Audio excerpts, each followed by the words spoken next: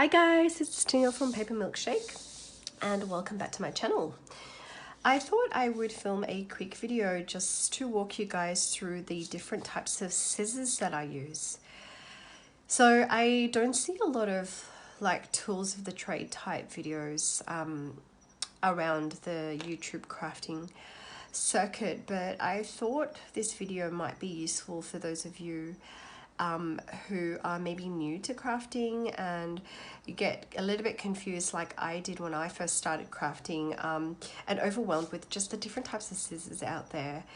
But now that I've been crafting for a while, I think I've kind of found my rhythm and I know what works for me, what my preferences are, and I have a very specific purpose for the different types of scissors that I use.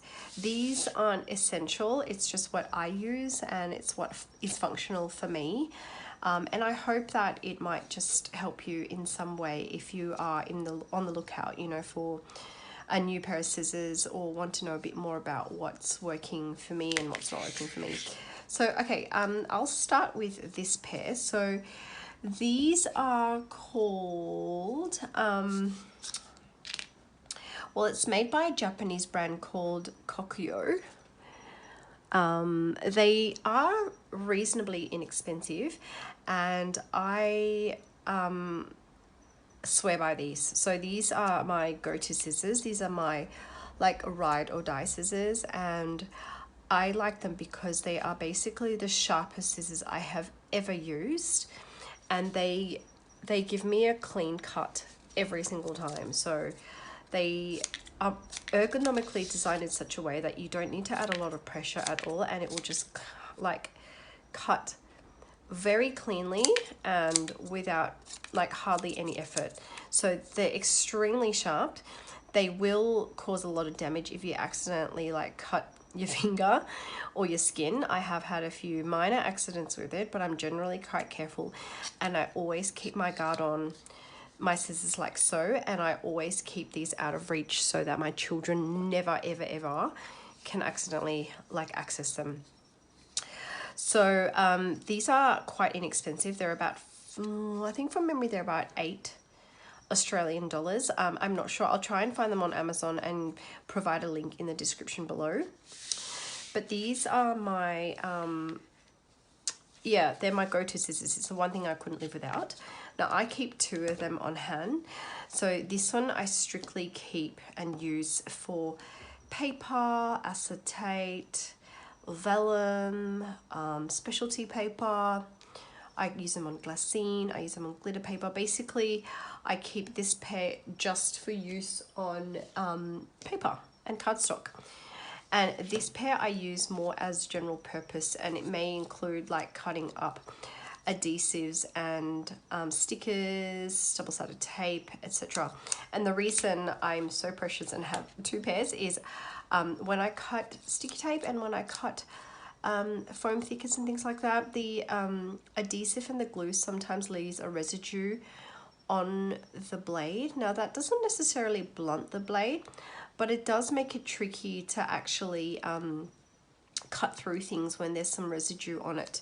So I'm going to show you in a moment, after I've showed you all my scissors, I'm going to show you how I actually clean the residue off. But just generally speaking, I reserve one just for paper and cardstock cutting and one as more a general purpose pair of scissors. So they're my two pairs. The ones that I use for paper, I've just kept a little tag on to demarcate it, and the general purpose ones, I've just put a little washi tape to let me know they're my general purpose ones. So I've owned this pair for about 8 months and this one for about 2 years now. So that's that. Just put those aside. Then I have this set of Martha Stewart shears. Now, these ones are quite dirty because I have had for quite a while, as you can see. These are really good scissors for fussy cutting, and I pretty much use these just for fussy cutting. I don't do a heck of a lot of fussy cutting, but when I do, I prefer to use these with the pointed end because it just... the pointy end just allows you to really maneuver and get into bends and little sort of sharp corners and just makes it a lot easier to cut you know, to cut like fancy shapes. And the design of this, having the spring in the middle, just gives you a little bit more control when you're trying to fussy cut. And also means that if you're going to spend like an hour-long fussy cutting, which I sometimes do in front of Netflix or in front of, you know, watching my favorite movie, Lord of the Rings, which goes for like 3 hours, you won't end up with sore knuckles or a sore hand, because you really don't need to apply a lot of pressure at all. And they're just, yeah, they're just perfectly made for fussy cutting, and they're very exact. Okay, I really like them because they can really give me room to wriggle. I can go very close to the shape that I'm cutting, or I can leave a white border if I so wish. So, you know, just the perfect like fussy cutting scissors. So these are Martha Stewart. I don't think they're a discontinued item. I believe you can still buy these. I've only ever owned one pair. I've never had to sharpen them. They're just a great all-round like fussy cutting set of scissors. So really happy with that. Then I have this set of snippers, maybe. I don't know if you can even call them scissors, but this one I actually keep in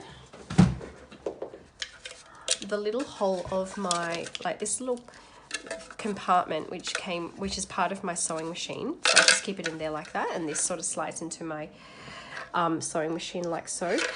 This I specifically use for cutting thread and specifically when I'm sewing using my sewing machine. So I don't know, as sharp as these scissors are and these scissors are, they don't actually cut a nice clean cut onto thread. I don't know why. I think it may have something to do with the gap between the two like blades. I believe the gap between the blades are quite wide on a normal set of scissors, even though they're really, really sharp. Whereas these snippers, they're actually quite close together. They're almost touching when you compress them, and it just gives my thread like a really nice clean cut, which I have found problematic if I don't use snippers like this. If I use normal scissors to cut the thread, it doesn't give me a clean cut, and what happens is I have a lot of trouble then feeding the thread into the eye of my sewing machine needle, if that makes sense. So having a pair of these, and I do quite a lot of sewing in my paper projects and my crafting, so having a pair of snippers like this is almost like essential for me. And I bought this from Hobby Sew, which is like a hobby and craft shop. Well, it's mainly like a haberdashery shop in Australia, and it's just the perfect size to like keep in here. So that's what that is. And then I recently filmed a haul video where I received a bunch of stuff that I bought from scrapbook.com, and during the Black Friday sales they were giving away these We Are Memory Keepers detail scissors for free with a code. And it just says small scissors with pointed tip for intricate cutting. So I haven't used We Are Memory Keepers like scissors or shears before. So I'd be interested to see like how these compare with my Martha Stewart's. I suspect these will probably come out better just because of the design and the way that handle works. I just have a suspicion that this will be a lot more comfortable to use than something like that, where, you know, you're basically doing that all day if you're going to try and fussy cut stuff. So I think these will probably make it into my like little travel pouch, which I use when I craft on the go. So I'll probably keep them in my travel pouch as my traveling fussy cutting scissors, instead of these ones, because I just don't want to lose this. I'm kind of a bit attached to them. So lastly, not really scissors, but my paper cutter is just this Kaisercraft paper cutter. I've probably had it for about 6 months now. I like it. I don't love it. I was really in the market for something that's less than $100, but that could give me a really nice clean cut, because the previous paper trimmer I had wasn't great. It would cut paper and the paper would still come out a little bit frayed. This one does give a really nice clean cut, and it's really easy to measure. The only two things I will fault it on is I don't like paper trimmers where you have to like push down. So I want the ones that you can just sort of slide, but this one you really, just for safety reasons, you really need to push it down and slide it up and down. And I guess the second drawback for me is the fact that the blade on this seems to only give me a sharp, clean cut for around about 3 to 4 months. And that's with me paper crafting every second or third day in the evening. So I kind of wish that it would stay sharper for longer. All these parts, so the blade itself and this plastic strip is replaceable, and it's very easy to purchase at Spotlight or scrapbook.com. Or any online craft stores really, but I don't like the fact that you have to replace it so frequently to get the sharp edge.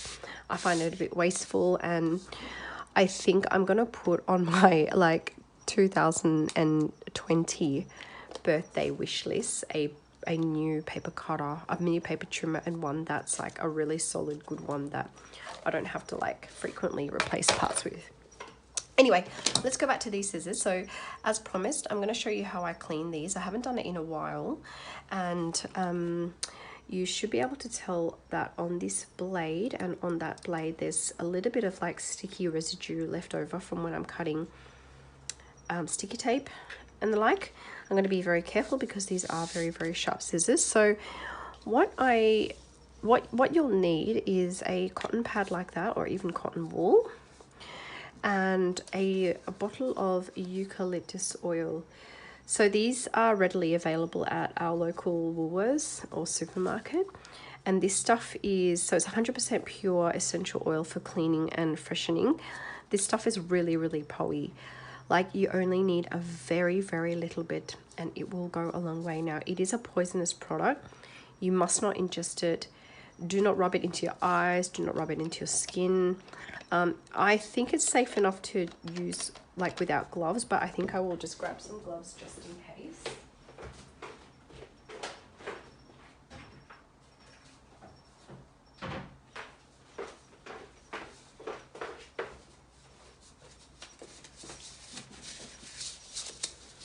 Okay, so just going to slip some gloves on. Now, a little goes a long way, as I said before. It comes with one of those safety caps. So what you really want to do is just very quickly pop the tiniest bit onto a pad. You want to just barely wet that. You do not need to saturate the pad. Okay, close that real tight. And just with that, and hold your scissors in a way that you're not going to hurt yourself. So I might just lean that down on the paper, sorry, onto the desk, and just very gently you want to kind of just like rub the blade with it, and being very careful not to run your fingers across, you know, the sharp side of the scissors. Okay, you don't need a lot of pressure. The oil will do all the work, but eucalyptus oil I have just found to be a very, very effective way for removing sticky residue on, particularly on smooth impermeable surfaces like metal. So that's worked out really well. There's a bit of sticky tape stuck on that, so I've just removed the sticky tape now with my thumb. Okay, and I am just going to get rid of the rest of that residue, and that was so effective. So that has come out basically completely clean, and I hardly used like any elbow grease there. Okay, just going to turn the scissors around and work on the other side. Again, I'm not pushing very hard at all, and I want to be really extra careful because I am cleaning scissors here. Okay, really, really sharp scissors. Perfect. That's come up completely clean. Now, this is the other side. Okay, so because I'm working quite close to the edge, you can see there's a bit of residue there. I'm not going to slice up and down. I'm just going to go out like that. be very, very gentle to just slide out. Okay, that's come up clean, and same with the other side.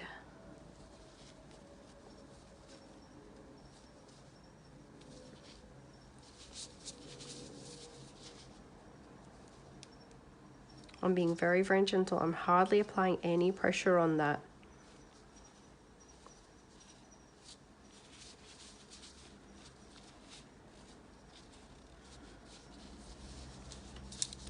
And there you go.